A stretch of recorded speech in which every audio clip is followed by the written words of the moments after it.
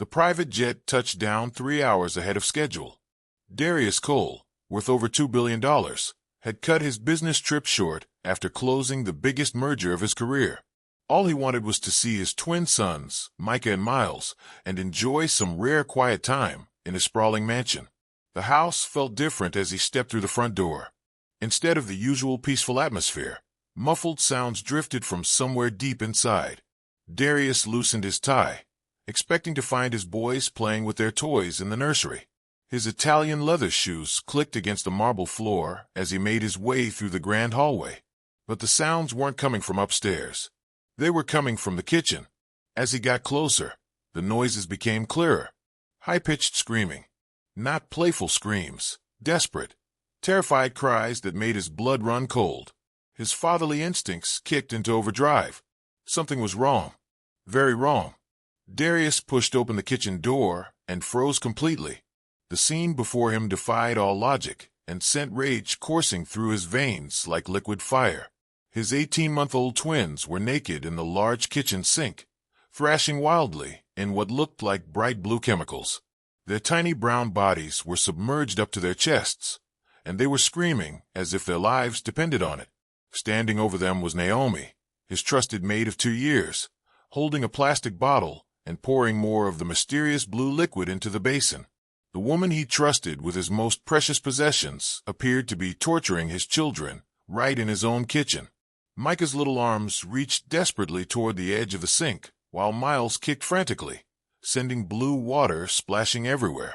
Their faces were red from crying, tears streaming down their cheeks. Darius dropped his briefcase. The sound echoed through the kitchen like a gunshot, and Naomi spun around, her eyes wide with shock at seeing him standing there. "What the hell are you doing to my children?"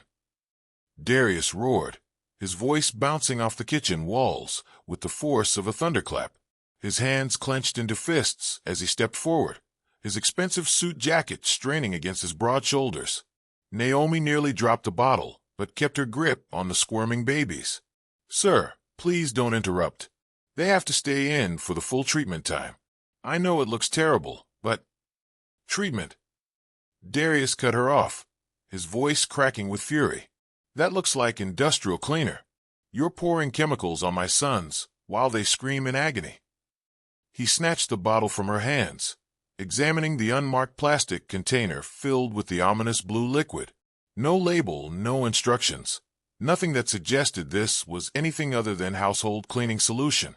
"This came from the pharmacy," Naomi said firmly, though her voice trembled. "The doctor prescribed antiseptic baths for their severe skin condition. The bottle is medical-grade plastic, designed to look opaque. It's diluted properly." Darius held up the bottle like damning evidence. "You expect me to believe this unmarked container holds medicine? My sons are in absolute agony. Listen to them." The twins' cries filled every corner of the kitchen, bouncing off the stainless steel appliances and granite countertops. Micah clawed at his chest, trying to scratch at inflamed patches of skin, while Miles attempted to climb out of the basin. "They're crying because it stings," Naomi explained, gently but firmly keeping the boys in the water.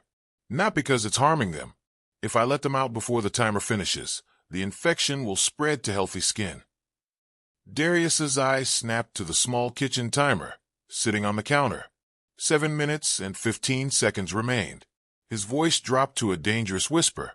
"You're timing my children like some sick experiment. 8 minutes in a vat of chemicals. Have you lost your mind?" Naomi's jaw tightened, but she never loosened her protective grip on the twins. Water splashed onto her apron as they continued to struggle. "If you trusted me enough to leave them in my care for a week," Naomi said, her voice steady despite the chaos, "then trust me now. This is the only way to stop their condition from getting worse." Trust. The word hit Darius like a physical blow. He slammed the bottle onto the granite counter so hard that both twins flinched at the sound. "Trust," he snarled. "You think I'm going to trust a maid with unmarked chemicals over my own instincts as a father?" The insult cut deep, but Naomi didn't flinch. Instead, she pressed the twins back gently but firmly as they tried to escape the stinging water. Her voice rose with surprising strength. "Call me whatever you want, maid. Servant nobody. But right now, I'm the only thing standing between your sons and a skin infection that could leave permanent scars. Darius stepped closer, his chest heaving with rage. If there's even one mark on their bodies when this is over, I'll have you arrested before you leave this property. Naomi lifted her chin and met his furious glare with blazing determination. Then watch. Watch every single second. If you really think I would risk harming them, then you never understood what loyalty means. At that moment, Micah let out a particularly heart-wrenching shriek and began clawing at his inflamed chest with his tiny fingernails. Naomi quickly caught his wrists, her voice becoming gentle again. No, baby, don't scratch. Don't make it worse. She looked back at Darius, her voice breaking with emotion. This is exactly why we do this treatment. 8 minutes of discomfort now prevents them from bleeding and scratching all night long. The timer showed 5 minutes and 42 seconds remaining. Each tick seemed to echo louder in the tense silence between the twins' sobs. Darius pulled out his phone, his thumb hovering over the emergency number. I should call the police. I should call their pediatrician. Anything except standing here, watching you torture my children. Naomi's voice cut through the air like a blade. Then call them. But if you pull Micah and Miles out before that timer rings, you'll undo everything we've accomplished.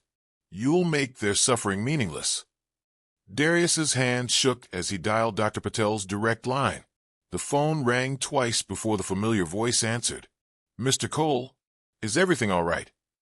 My sons are sitting in a basin of blue water, Darius said, his voice tight with barely controlled panic. The maid claims it's medical treatment, but they're screaming like they're being tortured. Tell me this isn't some nightmare. There was a brief pause. Then Dr. Patel's voice became sharp and urgent. Listen very carefully. That's a chlorhexidine antiseptic bath.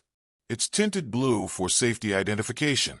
The concentration is 1 part antiseptic to 100 parts water. The treatment lasts exactly 8 minutes with no interruptions. Darius felt his knees weaken. He glanced at the timer. 4 minutes and 37 seconds remaining. The solution will sting their inflamed skin, Dr. Patel continued, but it's completely safe and absolutely necessary. If you interrupt the treatment now, you'll make their condition significantly worse. Do not remove them early. The phone slipped from Darius's numb fingers. Across the kitchen, Naomi's eyes met his, steady, unwavering, filled with quiet vindication. She hadn't moved from her position, her hands still protecting the twins from their own desperate attempts to escape. You knew, Darius whispered, his voice hollow. You knew I'd react this way. I hoped you'd trust me, Naomi replied softly, never taking her attention completely off the boys. But I was prepared to fight you if necessary. Just then, sirens wailed outside. The kitchen door burst open as paramedics rushed in, followed by 2 security guards. One paramedic immediately moved toward the sink. Step aside, ma'am. We need to assess the situation. No, Naomi said firmly, surprising everyone including herself. Not until the timer finishes. The second paramedic quickly examined the twins' skin, noting the inflamed patches and checking the water temperature. After a moment, he nodded to his partner. She's right. This is standard antiseptic treatment. No burns, just irritated skin responding to medication. Let her continue. Darius staggered backward, gripping the counter for support. His children were safe. They had been safe the entire time. The woman he'd accused of torture had actually been saving them from something far worse. When the timer finally rang, Naomi exhaled deeply and carefully lifted each twin from the water. Naomi wrapped Micah in a soft towel first, then Miles, her movements practiced and gentle. The twins' desperate screams immediately softened to tired hiccups as she dabbed their skin dry and applied soothing ointment to the inflamed patches. Darius stood motionless, watching her expert care. The rage that had consumed him moments earlier had transformed into crushing shame. This woman had endured his fury and threats, all while protecting his children from his own panicked interference. A detective arrived, carrying a manila file. Mr. Cole, we've traced the source of your son's skin condition. It wasn't medical negligence. Darius looked up, confused. What do you mean? Your house manager changed detergent suppliers 3 weeks ago. Instead of the hypoallergenic brand you specified, he switched to an industrial-grade product to save money. It's been causing severe allergic reactions. Darius's head snapped toward the pale-faced manager, hovering in the doorway. The man who had been trusted to maintain his household had gambled with his children's health for a few dollars in savings. You risked my son's well-being for a budget cut. Darius's voice was deadly quiet.